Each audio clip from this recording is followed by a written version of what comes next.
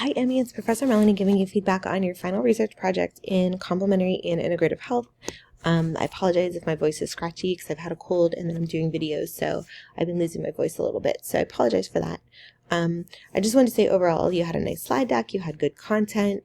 You had most of your information, you had citations that went with your in-text citations. There were just a couple that I thought might be missing. So great introduction and learning goals. I appreciated that.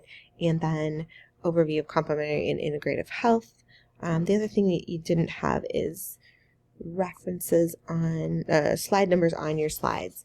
So I would only say for your complementary and integrative health section here, you didn't have an in-text citation on your slide. So you would want to state where you learned this information from and maybe expand a little bit between the difference between complementary health and integrative health and just add those in. So that was the only part on this slide. This one you did have a LENDU on a couple of them, and I would say if this is all just based on that one study, then you could put it at the bottom off to the side and it would let me know that all of this came from the same place.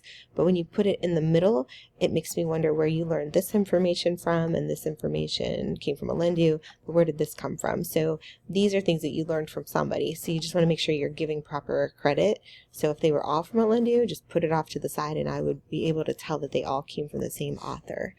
Or you could even put it underneath Ayurveda, parentheses, a LENDU 2024, and I would know, and you could do that the same thing with Chinese medicine. And then your popularity of CIT modalities, again, you didn't have your in-text citations on your slide for that one. And for this slide also. So that is where you lost a couple of points. And then for the most part, everything else you had in-text citations on. You did have an older reference for acupressure, which is something you just want to think about. If you have something that you're trying to tell someone would be great for their health, we want to make sure that this is like from 2016. That's almost going to be 10 years old. So there would probably be a lot more information that you could find that's a little bit more current. But I didn't take off for that. I just wanted to bring it to your attention.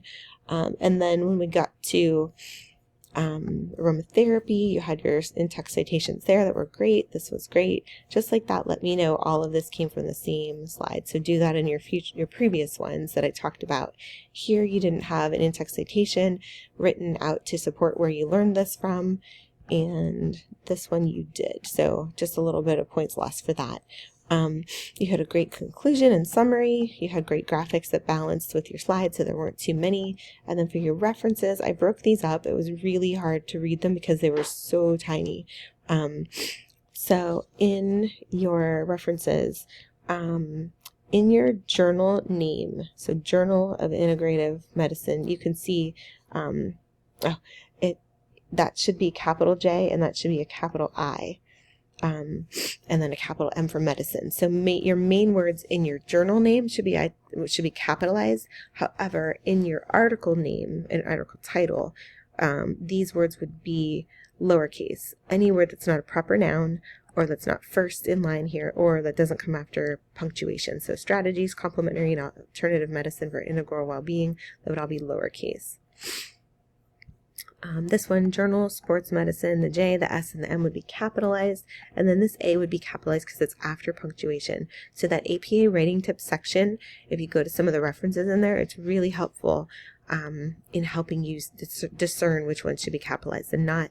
Same thing here, you want those to be lowercase, but then in your article name, or article title, journal name, you want those to be capitalized. So I'm not going to go through all of them because it's the same feedback for all of them. But overall, you did well. You did wonderful on this, and you had a great, calming voiceover, and your slides were easy to read, and you just didn't overdo it on anything. So I wanted to just say you did an amazing job on that. So I wanted to thank you for taking the class with me. If you have any questions, you could certainly reach out. I'll be happy to discuss them with you. But it's been wonderful to have you in class, and I appreciate that you took the course with me, and I wish you luck in your next courses. Thanks so much.